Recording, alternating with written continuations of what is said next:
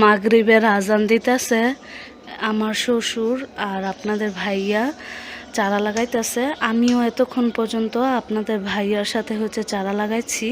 এই যে দেখেন, শুনতে পাচ্ছেন মাগরিবের আজান দিতেছে। তো এখন তো 3 সন্ধ্যা, মাগরিবের আজান দিতেছে। আবার এটা তো একটা খোলা বিল। তো আপনাদের ভাইয়া বলতেছে তুমি ঘরে চলে যাও, তোমার আর করতে হবে না। তো ঘরে চলে আসলাম। আসলে এত এত কাজ, আমি যে কাজটা করতেছি ওই কাজ করা অবস্থার যে ফুটেজটা নিব ওইটা সম্ভব হচ্ছে না, সম্ভব না আর কি করা, ভিডিও করা কাজ করার সময়। তো এত তরায়া কইরাও মাগরিবের আজান দিয়ে দিছে। ফুলকপির চারা লাগানো হয়েছে, 11টা বাকি, আর টমেটোর চারা লাগাইতেছে। বাঁধাকপির, লম্বা বেগুনের এগুলো বাকি। এগুলো এখন এই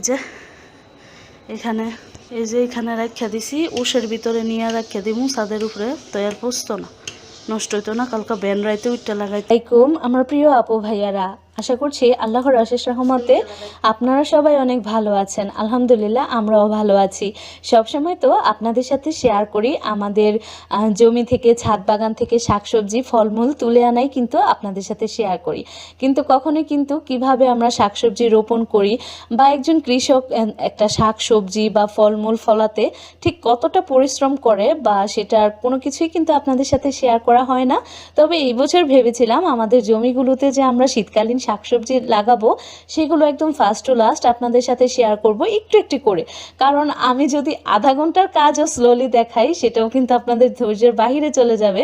তো এত বড় কাজ, মানে এতগুলো কাজ কিন্তু অনেক দিন ধরে এই কাজগুলো চলে। জমিতে শাকসবজি লাগানোর হোক আর যেটাই লাগানো হোক না কেন, সেটা করার আগে কিন্তু অবশ্যই জমিটাকে ভালোভাবে প্রস্তুত করতে হয়। মানে জমির মধ্যে যেই ঘাস, দুর্ভা, আগাছা থাকে, ডালপালা থাকে, ওইগুলো কিন্তু ছাড়তে হয়, কাটতে হয়, পরিষ্কার করতে হয়। এই যে দেখেন আপনাদের ভাইয়া মাটি থেকে দেখেন কি পরিমাণ ঘাস, আমার কোমর সমান ঘাস। তো এই পুরো জঙ্গলটাকে কি সুন্দর করে সে পরিষ্কার করেছে। তো সেটা তো পরবর্তী ক্লিপসে দেখতেই পাবেন। তো এই তো আমাদের আমি আরো 2 দিন আগে আপনাদের সাথে একটা ভিডিও শেয়ার করেছিলাম, ট্রাক্টর দিয়ে মানে ট্রাক্টর দিয়ে ক্ষেত যে হাল চাষ করছে সেটার একটু ভিডিও শেয়ার করেছিলাম। তো আজকে শেয়ার করছি পরের থেকে। তো আপনাদের কাছে যদি আমাদের এই গ্রাম দেশের শাকসবজি, ফলমূল, আলু, বেগুন এগুলো লাগানো যদি আপনাদের কাছে দেখতে ভালো লাগে, মানে ক্ষেতের কাজকর্ম দেখতে যদি আপনাদের কাছে ভালো লাগে, বা আমার ভিডিও যদি আমার ভিডিওতে দেখানো বা আমার বলা কোনো কথা যদি আপনাদের কাছে ভালো লাগে, তাহলে আমার চ্যানেলটি সাবস্ক্রাইব করে যাবেন আর সুন্দর একটি কমেন্টস করে যাবেন।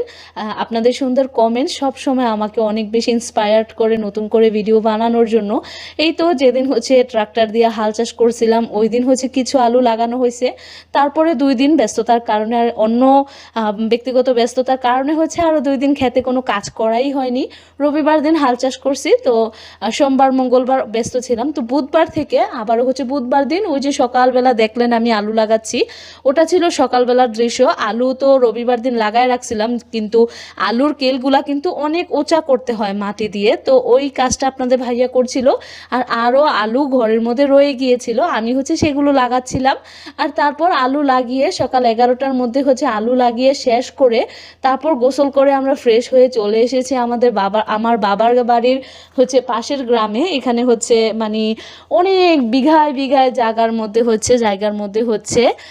মানে কৃষকেরা বীজের টাল ফালায়, মানে সব রকমের গাছের বীজের টাল ফালায়। এখানে বড় বড় প্রজেক্ট যারা করে, মানে কয়েক বিঘা, 10, 20, 50, 100 বিঘা জমিতে যারা চাষবাস করে, তারা এখান থেকে হাজার হাজার চারা কিনে নিয়ে যায়। তো প্রত্যেক বছর মানে কয়েক বছর ধরে এখানেই আসি।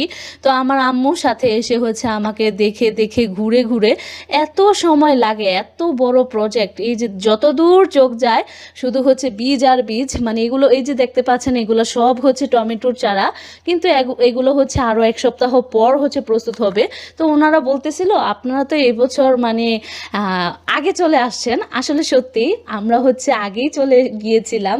তো গত রবিবারের আগের রবিবারে হাল চাষ করছি, তার 2 দিন পর গিয়েছিলাম, গত বুধবারের আগের বুধবারে গিয়েছিলাম।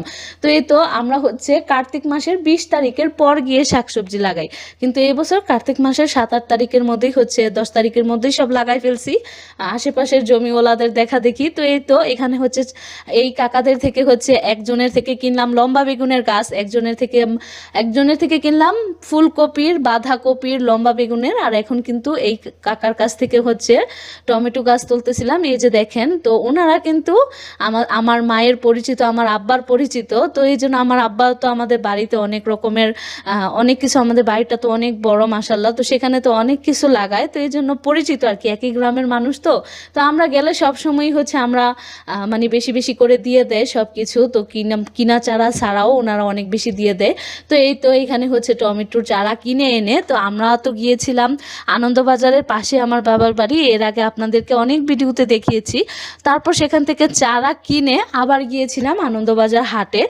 প্রত্যেক শনিবার আর বুধবার কিন্তু আনন্দবাজার হাট বসে। তো আমরা যে কত তাড়াহুড়া করছিলাম, কারণ এতগুলা চারা কিনছি, 700-800 চারার মতন ছিল। তো এই চারাগুলা আবার বাড়িতে গিয়ে কিন্তু লাগাতে হবে, তো এত তাড়াহুড়ো করতেছিলাম।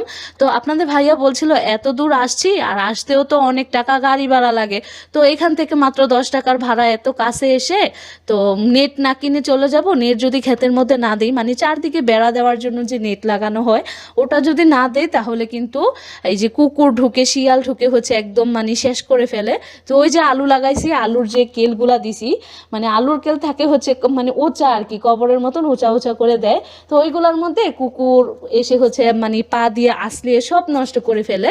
তো এই তো আপনাদের সাথে বকবক করতেছি। এই তো ওই দিন হচ্ছে আমাদের আসতে আসতে 3টা বেজে গিয়েছিল। তো আমার মা অনেক জোরাজুরি করেছিল বাড়িতে যাওয়ার জন্য, মা রান্না করে এসেছিল যাতে বাড়িতে গিয়ে ভাত খায়, কিন্তু বাড়িতে গিয়ে আবার ভাত টাত খেয়ে আসতে আসতে 5টা বেজে যেত। আর কার্তিক মাসের এই দিনে কিন্তু 5:30 বাজে মাগরিবের আজান দিয়ে দেয়, সেটা তো আপনারা সবাই জানেন। তো আমি, বাবা, তারপর আপনাদের ভাইয়া সহ 3জন মিলে হচ্ছে প্রথমে ফুলকপির চারাগুলো লাগিয়েছিলাম, কারণ ফুলকপি তো একটু মানে ফুলকপি, পাতাকপি এগুলোর গোড়াটা একটু নরম থাকে টমেটো গাছের তুলনায়। আর সবচেয়ে বেশি একটু 2-3 দিন রেখে লাগানো যায় সেটা হচ্ছে লম্বা বেগুন। তো লম্বা বেগুনের গাছটা তো অনেক মোটা থাকে, তারপর হচ্ছে একটু গোড়াটা মোটা থাকে।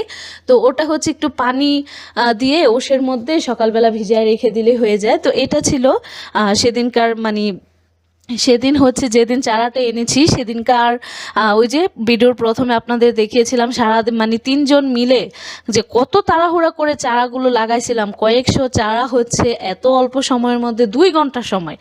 3টা বাজে এসে ভাত খেয়ে আবার সাথে সাথে 2 মিনিটও জিরাই নেই, তো ক্ষেতের মধ্যে নেমে গিয়েছি।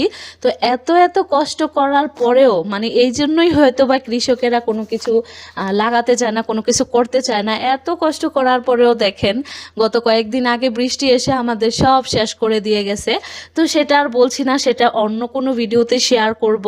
তো এই তো আমি হচ্ছে, এটা হচ্ছে পরের দিনের দৃশ্য। তো পরের দিন হচ্ছে সকালবেলা ফজরের নামাজ পড়ে যখন একটু একটু ফর্সা হয়েছে, তখন কিন্তু বাজে মানে শীতের দিনে কিন্তু সকাল 6টা বাজেও অনেক অন্ধকার থাকে। তো তখন বাজছিল হচ্ছে 5:45 বাজে আমি ফজরের নামাজ পড়ে একদম খেতে চলে এসেছি। তো আমি এক পাশ দিয়ে লাগাচ্ছিলাম চারা, আপনাদের ভাইয়া এক পাশ দিয়ে লাগাচ্ছিল, তারপর আমার শ্বশুর আব্বু উনি এক পাশ দিয়ে লাগাচ্ছিল। এই তো আমি হচ্ছে টমেটো চারা লাগাচ্ছিলাম। দেখেন কত চারা, বাটি ভরা। আর বাটি ছাড়াও কিন্তু আরও অনেক চারা হচ্ছে জাহার নিচে ছেওয়ার মধ্যে মানে ছায়ার মধ্যে রেখে এসেছি।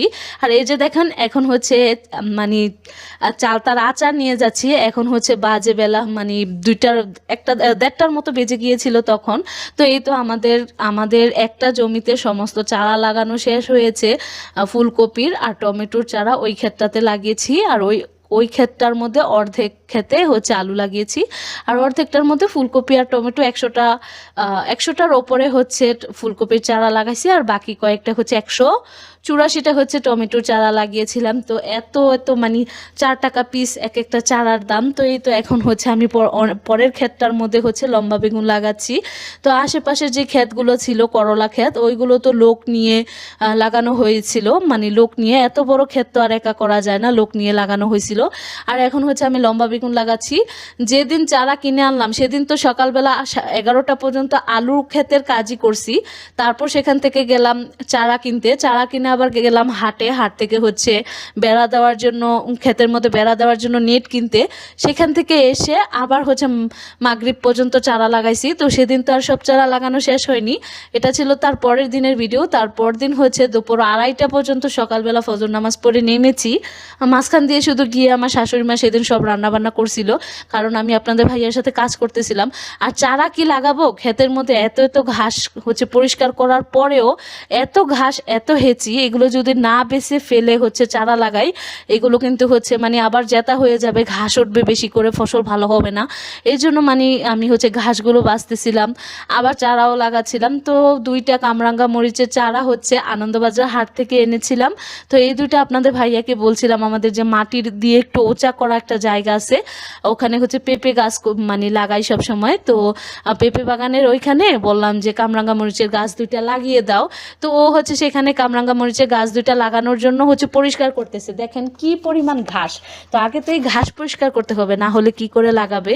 আর এই যে হাটের মধ্যে এই মানে বেটাকে বলতেছিলাম, এই লোককে বলতেছিলাম মুরালি দেন, হাফ কেজি মুরালি দেন, সে 1 কেজি ছাড়া বিক্রি করবে না। তো তারপর হচ্ছে আমি বাদাম নিয়েই চলে আসছি। আর বাসায় এসে আসার পর দেখি হাফ কেজি বাদাম কিনে আনছিলাম, বাসায় আসার পর দেখি বাদামের মধ্যে পোড়া তেলের গন্ধ। তো আল্লাহ বাঁচাইছে, আর আমার কাছে মুরালি বেছে নাই, না জানি মুরালির মধ্যে হয়তো বা পোড়া মোবিলের গন্ধ থাকতো। এত মানে আমাদের আনন্দবাজার হাট এত সুনামধন্য ছিল একটা সময়, এত বড় ছিল, হাঁটতে হাঁটতে পায়ে ব্যথা হয়ে যেত ছোটবেলা যখন যেতাম। আর সব কিছু খুব ভালো পাওয়া যেত, আর এখন সব কিছুতে ভেজাল করে ফেলছে দুনিয়ার, এই মাথাতে ওই মাথা, সব মাথায় খালি ভেজাল আর ভেজাল। তো এই তো আজকের ব্লগটি ছিল এই পর্যন্তই। যারা এখনো পর্যন্ত শেষ পর্যন্ত আমার বকবক শুনলেন, আপনাদের অনেক ধৈর্য আছে, আমারও অনেক ধৈর্য আছে, না হলে কি আর এত কষ্ট করে ভিডিওর পিছনে লেগে আছি। তো আমার চ্যানেলটি সাবস্ক্রাইব করে যাবেন যদি আপনাদের কাছে ভালো লাগে। আল্লাহ হাফেজ, দেখা হবে, কথা হবে নতুন কোনো ব্লগে।